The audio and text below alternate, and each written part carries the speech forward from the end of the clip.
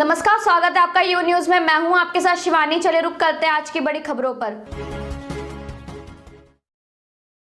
पटवारी paper leak प्रकरण में SIT का बड़ा खुलासा, घटनाक्रम से जुड़े 2 और अभियुक्त गिरफ्तार।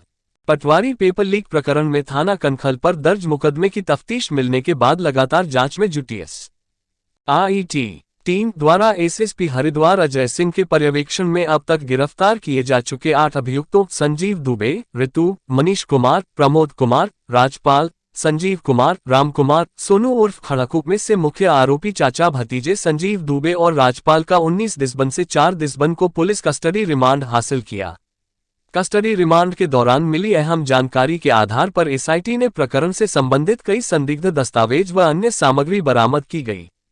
अभियुक्त राजपाल, संजीव दुबे व अन्य के साथ मिलकर अभ्यर्थियों को पेपर पढ़वाने समेत अन्य कई प्रकार के सहयोग करने के एवज में लाभ प्राप्त करने के संबंध में संलिप्तता प्रकाश में आने पर अभियुक्त दीपक व सौरभ को गिरफ्तार किया गया की जा रही है। उसमें पहले पूर्व में 8 लोग गिरफ्तार हो चुके थे, जिसमें 7 लोग पे गैंगस्टर एक्ट भी लग गया, जो कोतवाली से जिसकी इन्वेस्टिगेशन की जा रही है।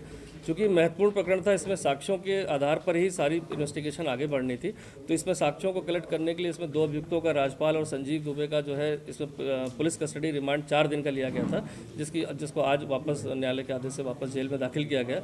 लेकिन इन 4 दिनों के अंदर जो हमने घटनास्थल जहाँ पर बिहारीगढ़ हो, चाहे वो सेठपुर लक्सर का हो, और साथ ही साथ टीम ने जो पूछताछ के बाद एक नया घटनास्थल जहां पर नकल की गई थी वो द्वारका दिल्ली का भी पता किया है, जहां पर पीसीआर के दौरान टीम लेके गई थी और वहां पर पूरे घटना का पता चला कि इस सेंटर पर भी कुछ लोग जो उसके रिश्तेदार थे संजीव दुबे और राजपाल के, उनके द्वारा, उनके नज़दीकी रिश्तेदारों द्वारा वहाँ पर दिनांक 5 और 6 की रात्रि में वहाँ पर प्रश्न पत्रों को लीक करके पढ़ा गया था।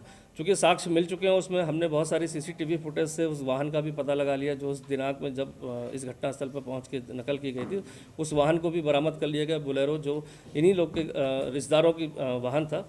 साथ ही साथ हमने जो बिहारीगढ़ के रिजॉर्ट और उसके आसपास की सीसीटीवी फुटेज और डीवीआर, उससे भी हमें काफ़ी सारी एविडेंस मिल गई है छात्रों की अन्य गतिविधियों की जो वहाँ पर संचालित हो रही थी।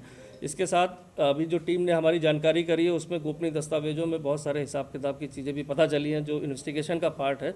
तो ऐसा लगता है संभावित कि चूँकि परीक्षा होने के बाद समस्त पूरा पैसा अभियुक्तगणों को नहीं मिला था, कुछ उनको जो है परीक्षा के रिजल्ट के उपरांत भी मिलना था।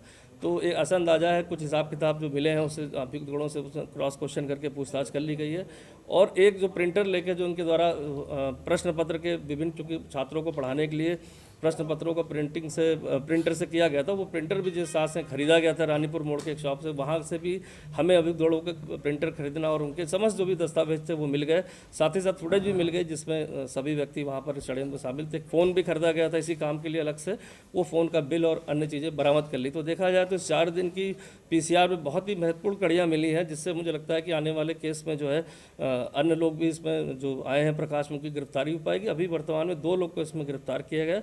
एक इसमें सौरभ है और दीपक है, जो रिजॉर्ट में वहाँ पर इनके रिश्तेदार में ही लगते हैं, जो मदद कर रहा था अभ्यर्थियों की और जो वहाँ पर रिजॉर्ट में प्रश्न पत्रों को छात्रों को पढ़ा रहा था। तो उनकी 2 लोग की अन्य और गिरफ्तारी हुई। टोटल कुल 10 लोग अब तक गिरफ्तार हो गए हैं। पर परीक्षा के बाद जाता है और बहुत सारे ऐसे में दस्तावेज भी जमा करा लिए जाते हैं, ऐसे मार्कशीट और चेकबुक हो जो गारंटी के तौर पर। तो वो समझ लीजिए हमारी टीम ने बहुत सारी चीज़ें एविडेंस में रिकवर करी हैं। और चूंकि अब मेन अभियुक्त जो उसका संजीव चतुर्वेदी है, उसका भी हमने पीसीआर न्यायालय में अप्लाई कर दिया है। तो लगता है कि उसके आने के बाद और चीज़ें भी स्पष्ट हो पाएंगी कि चेन आगे तक कहाँ पर है, और अन्य किसी और परीक्षा में भी कोई अगर साक्ष्य आते हैं तो उस पर भी हम इन्वेस्टिगेशन को पैरेलली लेकर चल रहे हैं कि उन साक्ष्यों को भी हम कलेक्ट करें और आगे कार्रवाई करें। ये स्पष्ट। मेरे साथ बस इतना ही। बाकी की तमाम खबरों के लिए देखते रहिए यू न्यूज।